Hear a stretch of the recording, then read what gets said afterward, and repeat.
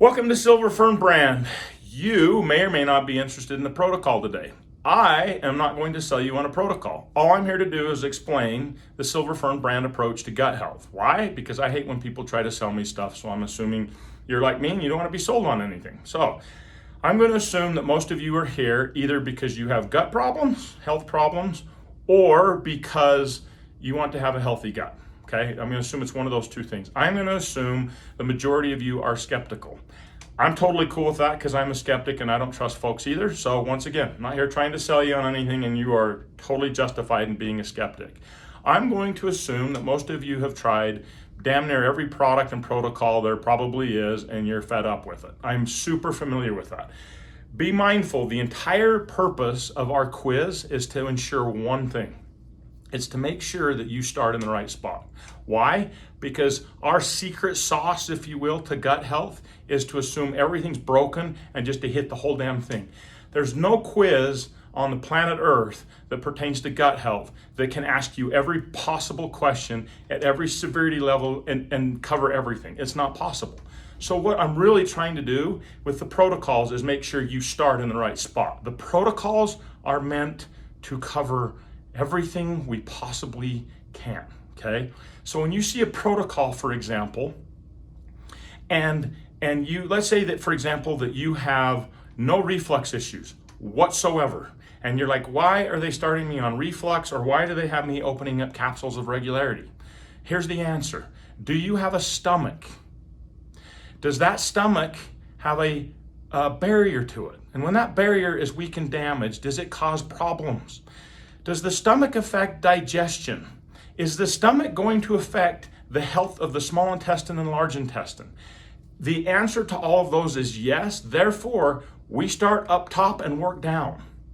So, unless you have a hiatal hernia, which the protocols do not cover, unless you have a structural issue like a bowel obstruction or a hiatal hernia or something like that, it's meant to cover the whole system and to cover all the pieces and parts of it, because you could have anything.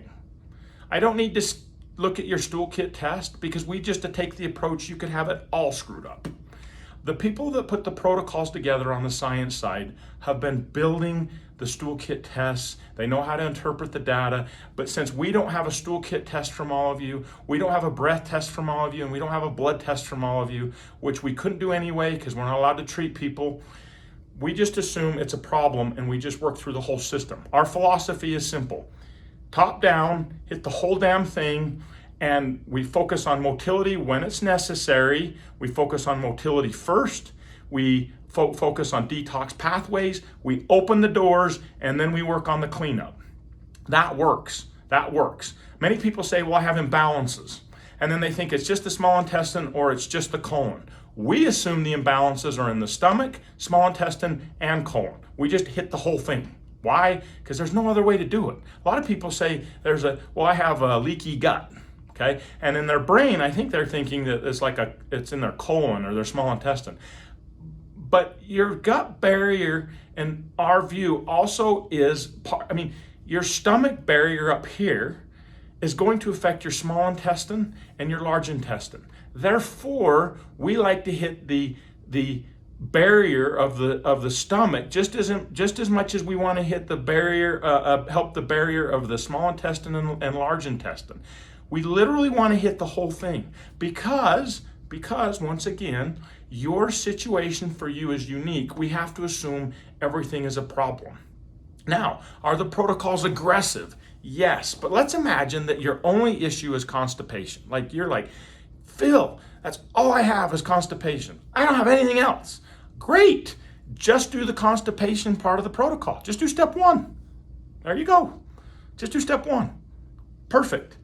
But if you see a protocol for slow motility plus reflux, heartburn, gas, be mindful. It is for motility. There's a reason we don't have fiber in a lot of our protocols for slow motility issues. Why? Why would we ever do that? Everybody always says take fiber for constipation. But what happens if you have slow gastric emptying, also called gastroparesis, which means your stomach has slow motility issues, and you load up on fiber?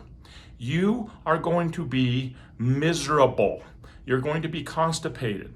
Therefore, we do not add fiber into step 1 of a lot of the motility products. How have we figured that out? A lot of hard knocks. We've learned it the hard way.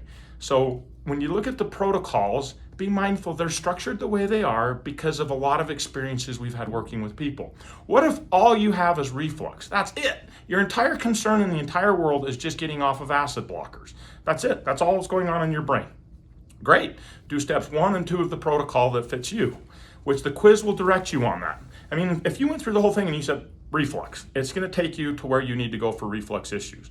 Be mindful, reflux is caused by like 10 or 12 things. We can't fix the hiatal hernia stuff, but we can help with all the other stuff. So we just cover it all. Once again, we assume the whole thing is a possible problem. Many of you have bloating.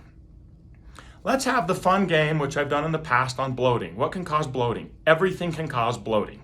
Low stomach acid, gastritis, gastroparesis, H. pylori overgrowth, SIBO, SIFO, candida overgrowth, mold issues, inflammatory issues, leaky gut issues, IBS, picket, PCOS, hormone issues, stress, it all causes bloating.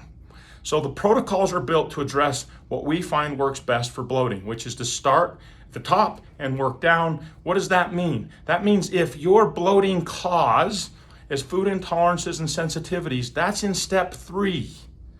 I'm not addressing that until step 3. Why? Because that's the appropriate place in the protocol to address those things.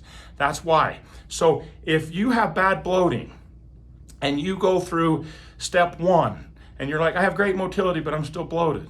And then you go through step 2 and you're like, I have all of these things are gone, but I'm still bloated.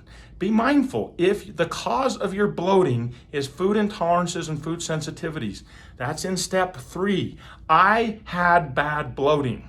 I was a big bloater. I used to start the day with a flat stomach, and by the end of the day, I looked like I was freaking pregnant. Guess what? It took time to resolve that problem. It took me time. It just did. Guess what? I can eat whatever the hell I want now, and I'm not bloated. But it wasn't a 30-day, quick fix. That's not. And by the way, we're not selling that. Some people will say, my doctor can give me something for $5 that will fix all of my constipation problems. Great. Sounds like a good plan. Go there. We don't sell laxatives. We don't sell acid blockers. We don't sell drugs. We're not a drug company. That's not what we're doing. Next point. You may be wondering, what are the side effects of a protocol? Let me answer that in the most direct way possible. Anytime you are working to quickly make changes to the gut, it could cause bloating and gas. It could cause discomforts. Why? Well, because you're doing a lot. Whenever you're doing anything, it can cause some reaction. Hell, if you're taking magnesium, look at the side effects of magnesium, bloating and gas. Everything causes bloating and gas, okay?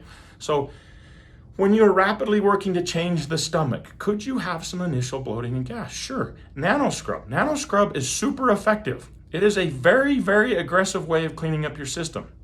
If you quickly clean up the system, let's say it that way, in a nice way, could you have flu-like discomfort? Sure. So what if you're worried about all this? Dial back the dosing. There's your answer. Just don't go into it super aggressive, okay? The protocols are clear. They explain as much as we can in a protocol. Please read the fine print in the protocols. Many of you may say, I have autoimmune problems. I have concerns with autoimmune issues. Look at the dosing of cleanse in step 2 for that. Read the protocols. The protocols are written the way they're written because we deal with a lot of people, okay? So, do the protocols work? Yes. Do they solve all problems for all people all the time? No. Nope, they don't. Do they work for the vast majority of people? Hell yeah, they do. No ifs, ands, or buts. Is it quick and cheap? Nope, we don't sell that. I hope this was helpful. I know that your gut health problems are big concerns. They worry you. We're aware of that. We just do our best to be as straightforward as we possibly can. The protocols are built the way they are to make sure we hit everything. If you have any questions, let us know. Thanks. And if you choose to work with us, we really appreciate it. Thank you so much. Good luck. Bye.